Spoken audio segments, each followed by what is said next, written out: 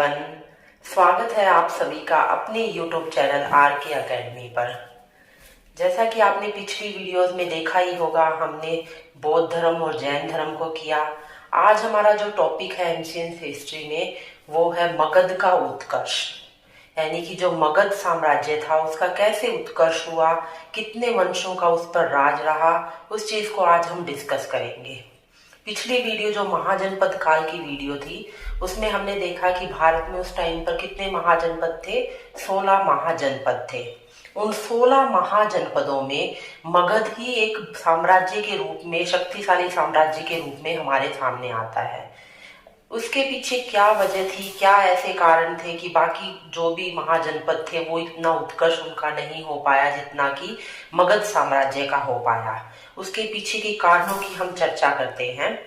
देखिए, सबसे पहले जो ये इंडिया का जो मैप दिख रहा है उसमें हम एक बार महाजनपदों की लोकेशन देख लेते हैं, साथ में देखते हैं कि मगध के उत्कर्ष के पीछे क्या कारण था।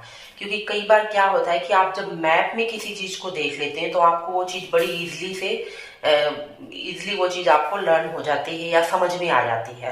तो चलिए देखिए, जो इंडिया का मैप आपको दिख रहा है इस तरीके से 16 महाजनपद हमने किए थे। उनमें 3 महाजनपद हमारे किस में थे, बिहार गणराज्य में थे। यानी कि जो बिहार का रीजन, ये वाला रीजन है बिहार, ये वाला जो रीजन है इसमें 3 गणराज्य थे, 3 महाजनपद थे उस टाइम पर। 8 महाजनपद किस में थे, यूपी में थे। 8 महाजनपद किस में थे, यूपी में। ये यूपी वाला जगह है जहां पर 8 महाजनपद थे। एक एमपी में था, मध्य प्रदेश में, एक राजस्थान में था और एक मात्र हमारा दक्षिण भारत में था, अस्मक जिसका नाम था महाजनपद का, और 2 इंडिया से बाहर महाजनपद थे। इस तरीके से 16 महाजनपद हम पढ़ चुके हैं पिछली वीडियो में। अगर किसी ने वो वीडियो नहीं देखी तो आप जाके देख सकते हैं, हमारे चैनल पर जाकर आप देख सकते हैं उन वीडियोस को। तो 16 महाजनपद थे जिसमें 3 बिहार में थे, 8 यूपी में, एक राजस्थान, एक मध्य प्रदेश, एक दक्षिण भारत और 2 भारत से बाहर थे। आज उन 16 महाजनपदों में से मगध के बारे में हम चर्चा करते हैं। देखो, मगध जो था वो मुख्यतः 3 नदियों के संगम पर, जो मगध की जो राजधानी थी पाटलिपुत्र, पहले इसकी राजधानी राजगृह होती थी जो कि पहाड़ियों से घिरी हुई थी, और दूसरी जो राजधानी बनती है इसकी पाटलिपुत्र, वो 3 नदियों के संगम पे थी। कौन कौन सी 3 नदियां थी, देखो, गंगा नदी हो गई जो यहाँ से आ गई, उत्तराखंड से निकलती है गंगा नदी और यहाँ से बहते हुए यहाँ इधर से सोन नदी जो दक्षिण के पठार से निकलती है, सोन नदी, इधर हिमालय से निकली गंडक नदी। इस तरीके से 3 नदियों के संगम पर स्थित था पाटलिपुत्र जो कि मगध साम्राज्य की राजधानी था। कौन कौन सी 3 नदियां हुई, गंगा नदी, सोन नदी और गंडक नदी। तो नदियों के संगम पे होने की वजह से एक तो फायदा ये हो गया कि नदियों के थ्रू व्यापार हो सकता था, नदियों से पानी काफी मात्रा में मिलता था जिससे सिंचाई व्यवस्था अच्छी थी इनकी। साथ में ही यहाँ पर बहुत सारा जंगल था जहां से लकड़ियां, अच्छी किस्म की लकड़ियां इनको इजीली अवेलेबल हो जाती थी। उस टाइम पे हाथियों का राज्य में या युद्धों में बहुत महत्व था, तो जो हाथी थे वो भी यहाँ से इजीली ये वनों में से ले सकते थे। तो कुछ एक कारण थे जिसकी वजह से मगध राज्य काफी काफी आगे बढ़ता गया, काफी फ्लरिश होता गया ये मगध राज्य। तो हाथियों का मैंने बताया, साथ में ही जो दक्कन का पठार था वो भी मगध साम्राज्य के ही अंतर्गत आता था। दक्कन के पठार में लोह के एक भंडार थे। मैंने आपको बताया था कि उत्तर वैदिक काल में लोहे का जो आविष्कार हुआ था उसकी वजह से बहुत क्रांतिकारी चेंजेस आए थे सबकी लाइफ में, चाहे वो राजनीतिक जीवन हो, चाहे सामाजिक हो, चाहे आर्थिक हो। तो इस तरीके से लोहे के आविष्कार की वजह से भी यहाँ पर क्या हुआ, कृषि काफी अच्छी होने लगी। अब इन सारी वजहों से मगध राज्य था वो आगे ही बढ़ता चला गया। साथ में मैंने आपको बताया कि ये नदियों के संगम पर स्थित था, तो कोई भी जगह अगर सुरक्षित होती है तो वो अपने आप ही फिर आगे के स्टेप चलने लग जाती है। तो उसको लगता है कि भाई हम सुरक्षा हमें मिल चुकी है तो हम अब अपनी समृद्धि या सुख समृद्धि की तरफ ध्यान लगाएं। तो सबसे पहला वजह होती है सुरक्षा। अगर कोई जगह ऑलरेडी सुरक्षित है तो वो अपनी समृद्धि के लिए बाकी चीजों को तलाश करती। तो सेम यही केस किसमें हुआ, मगध साम्राज्य में हुआ, जहां पहले राजगीर तो पहाड़ियों से घिरा हुआ क्षेत्र था, बाद में पाटलिपुत्र क्या होता है, नदियों से घिर जाता है, यानी जलमार्ग से घिरा होता है। तो इस तरीके से एक सुरक्षित स्थान था, ताकि यहाँ पर फिर राजाओं का ज्यादा ध्यान कहाँ पर रहा, अपनी प्रजा की सुख समृद्धि और राज्य की सुख समृद्धि में रहा। अब हम इससे आगे के क्रम में पढ़ते हैं कि मगध का संस्थापक किसको माना जाता है। यहाँ पर वंश से संबंधित नहीं है, सबसे पहले पूछा जाता है मगध का संस्थापक किसको माना जाता है। तो मगध का संस्थापक माना जाता है बृहद्रथ को। किसको माना जाता है, बृहद्रथ को मगध का संस्थापक माना जाता है। तो ये एक ऑब्जेक्टिव, बस एक ही नंबर का कोई ऑब्जेक्टिव क्वेश्चन बन सकता है कि मगध का संस्थापक कौन था। तो कौन था मगध का संस्थापक, बृहद्रथ था मगध का संस्थापक। अब यहाँ पर मगध में हम वंशों का क्रम लेके चलते हैं। कई बार आपसे ये क्रम में लगाना पूछ सकते हैं वंशों को, या मैच करना पूछ ले, या ये पूछ ले कि मगध साम्राज्य का पहला वंश कौन सा था। तो उसको हम एक ट्रिक के माध्यम से करेंगे। उस ट्रिक को याद करने के बाद आपको सारे के सारे जो वंश थे मगध के, वो सीक्वेंस में अच्छे से लर्न हो जाएंगे। तो देखिए इसकी ट्रिक क्या थी, मैं थोड़ा एडिट कर देती हूँ। मैं इसकी ट्रिक देखिए, हम इसकी ट्रिक करते हैं। ये ट्रिक थी हसीन मशुक्षा। बस ये 3 शब्द आपको याद रखने हैं, हसीन मशुक्षा। इनसे हम सारे के सारे मगध के वंशों को क्रम में इजिली कर लेंगे। ह से क्या बनता है, हर्ण्यक वंश। ह से क्या बना हमारा, हर्ण्यक वंश बना। तो पहला मगध का साम्राज्य वंश कौन सा था, मगध साम्राज्य का हर्ण्यक वंश था। श से क्या बन गया, शिशुनाग वंश। श से बना शिशुनाग वंश। तो दूसरे नंबर पे कौन सा वंश आता है मगध में, शिशुनाग वंश आता है। न से क्या बन गया, नंद वंश। क्या बन गया, नंद वंश। तीसरे नंबर पे जो वंश मगध साम्राज्य में उदय होता है जिसका, वो है नंद वंश। चौथे नंबर पर जो मोस्ट इंपोर्टेंट, जिससे बहुत सारे क्वेश्चन आते हैं, मौर्य वंश, जो कि मगध साम्राज्य का सबसे प्रसिद्ध और सबसे विस्तारित वंश था, मौर्य वंश। फिर स से हमारा क्या बना, स से बना शुंग वंश। क्या बना, शुंग वंश। ये यहाँ से मौर्य के बाद ब्राह्मण वंशों की स्थापना होने शुरू हो जाती है। तो शुंग वंश पहला ब्राह्मण वंश था मगध साम्राज्य का, शुंग वंश। क से क्या बनता है, कणव वंश, कण्व वंश। क से कणव वंश। स से क्या बन गया, सातवाहन वंश, सातवाहन वंश। तो इस तरीके से इस ट्रिक के माध्यम से हम सारे के सारे वंशों को सीक्वेंस में याद कर सकते हैं। देखिए फिर से, हसीन मशुक्षा, आपको ये 3 शब्द याद रखने हैं। ह से क्या बन गया, हर्ण्यक वंश। श से क्या बन गया, शिशुनाग वंश। न से क्या बन गया, नंद वंश। म से क्या बना, मौर्य वंश। श से शुंग वंश। क से कणव वंश। स से सातवाहन वंश। इस तरीके से ये वंश हो गए हमारे मगध साम्राज्य के, जिनको हम एक एक करके इसमें जो भी इंपॉर्टेंट पॉइंट्स हैं या इनसे संबंधित जो भी ऑब्जेक्टिव क्वेश्चन बन सकते हैं हम उसको डिस्कस करेंगे। तो सबसे पहले हम करते हैं हर्ण्यक वंश के बारे में बात। कौन सा वंश है, हर्ण्यक वंश। इसके बारे में देखिए क्या क्या इंपॉर्टेंट बात बनती है, हर्ण्यक वंश। तो इसका संस्थापक सबसे पहले पूछ ले कि हर्ण्यक वंश का संस्थापक कौन था, या मगध साम्राज्य के पहले वंश का संस्थापक कौन था। तो हर्ण्यक वंश का संस्थापक कौन था, बिंबिसार। कौन था इसका संस्थापक, बिंबिसार इसका संस्थापक था। देखिए एक बिंदुसार है और एक बिंबिसार है। बिंदुसार है मौर्य साम्राज्य का राजा, जो कि चंद्रगुप्त मौर्य का बेटा था। लेकिन यहाँ पर जो बिंबिसार है, ये संस्थापक इसका है, हर्ण्यक वंश का ये संस्थापक है। तो इस तरीके से हर्ण्यक वंश का हमने संस्थापक कर लिया है। इसके बाद इसके जो इंपॉर्टेंट इससे क्वेश्चन बनते हैं वो हम करते हैं। जो बिंबिसार था, इसने वैवाहिक स्थितियों के द्वारा, यानी कि विवाह के द्वारा अपने साम्राज्य का विस्तार किया। किस तरीके से किया, विवाहों के द्वारा, यानी कि अलग अलग राज्यों की राजकुमारियों से विवाह करके इसने अपने साम्राज्य का विस्तार किया था। किसने किया था, बिंबिसार ने।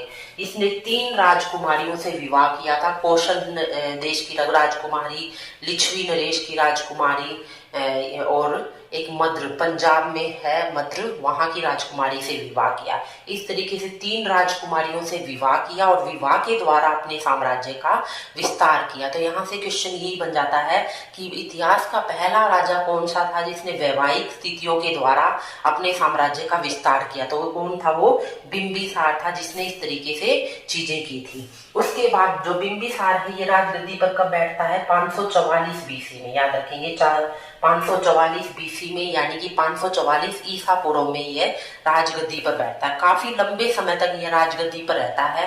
बाद में इसका पुत्र आता है। बिंबिसार का पुत्र कौन होता है? अजातशत्रु। बिंबिसार का पुत्र होता है अजातशत्रु। इसने क्या किया? अपने पिता की हत्या कर दी। अजातशत्रु ने अपने पिता की हत्या करके मगध साम्राज्य की गद्दी पर अधिकार कर लिया। इसको इरेज कर देते हैं, दोबारा बताती हूँ आपको।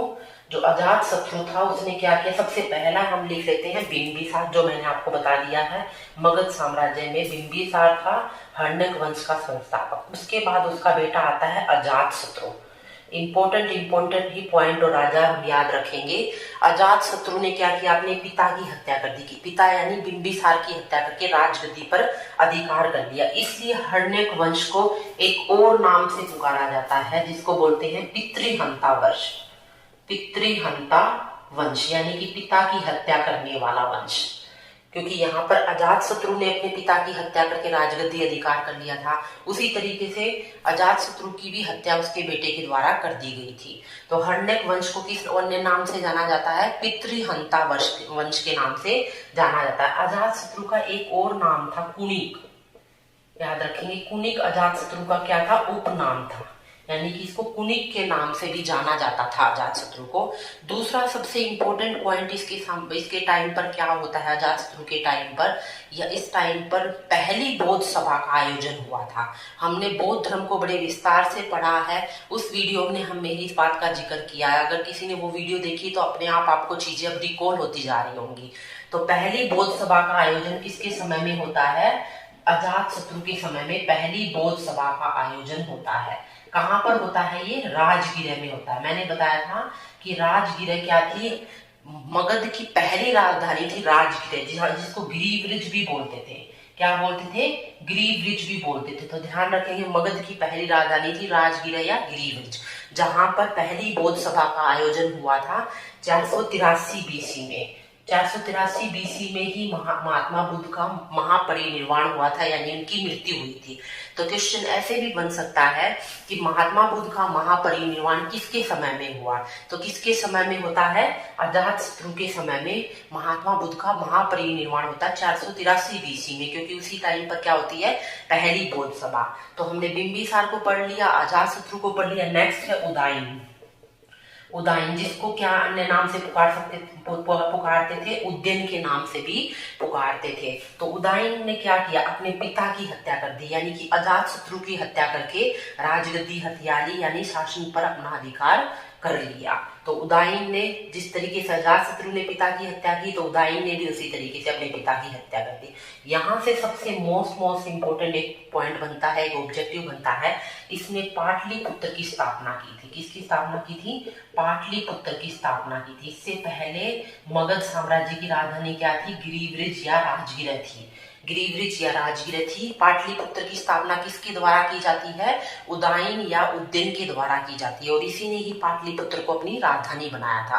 तो इससे ये एक इंपॉर्टेंट पॉइंट बनता है। इस तरीके से हर्ण्यक वंश में हमने 3 राजाओं को पढ़ा, बिंबिसार संस्थापक, उसके बाद अजातशत्रु, उसके बाद उदयन। इन 3 से ही मोस्टली क्वेश्चन बनते हैं। नेक्स्ट हमारा वंश कौन सा आता है? देखिए, हसीन श से क्या बना था हमारा? शिशुनाग वंश। तो नेक्स्ट आता है शिशुनाग वंश। शिशुनाग वंश के संस्थापक कौन थे? शिशुनाग ही थे। शिशुनाग ही क्या थे? शिशुनाग वंश के संस्थापक थे। तो इसको याद करना इजी है।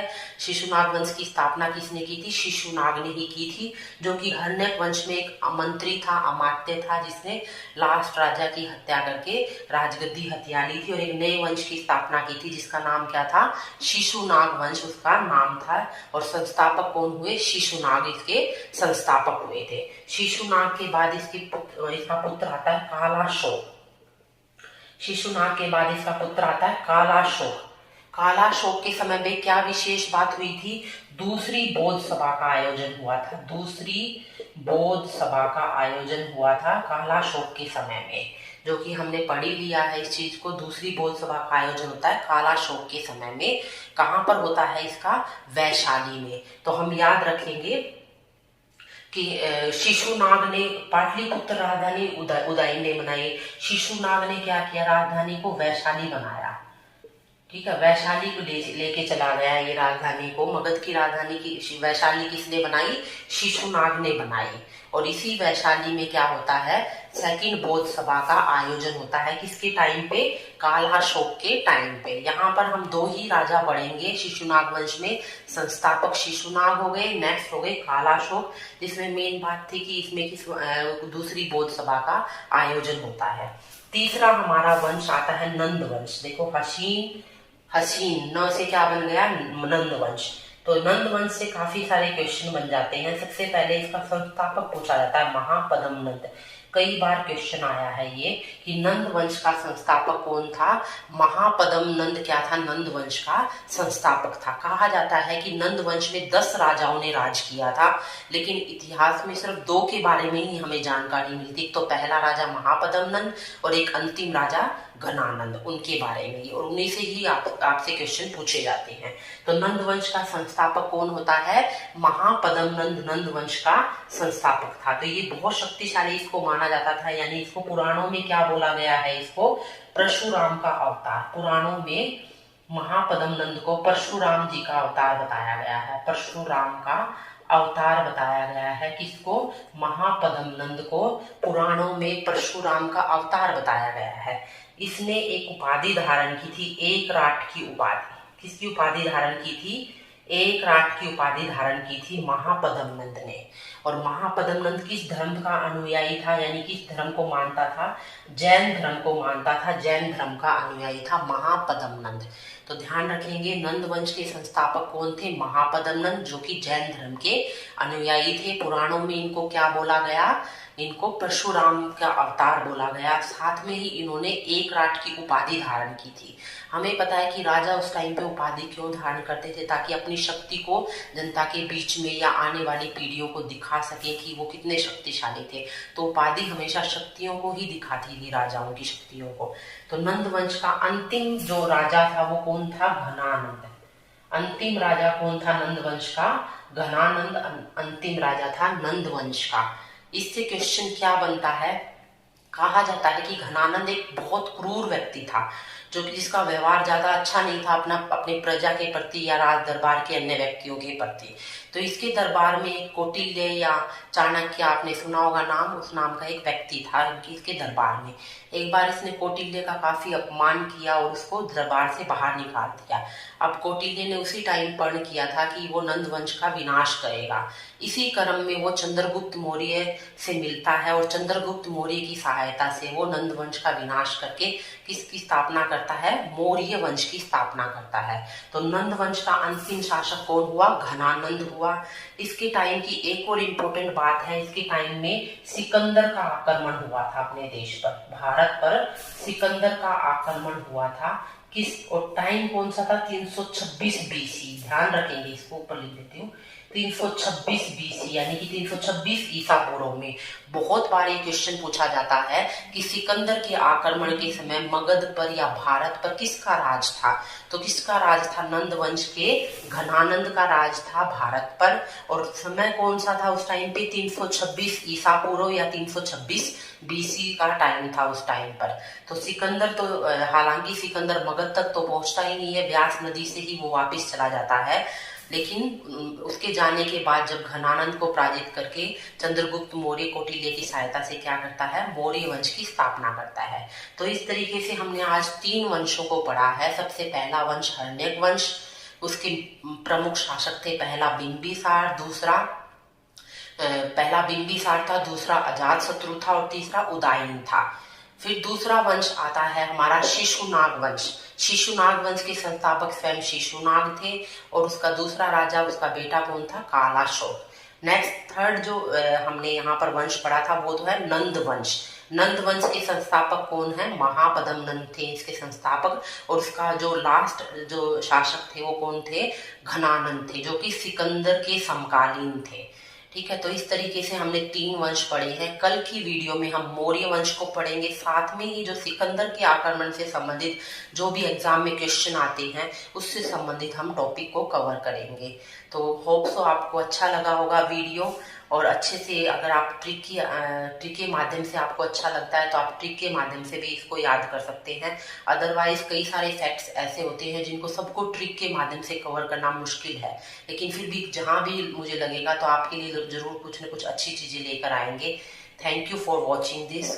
हंसते रहे, मुस्कुराते रहे और पढ़ते रहे। Thank you.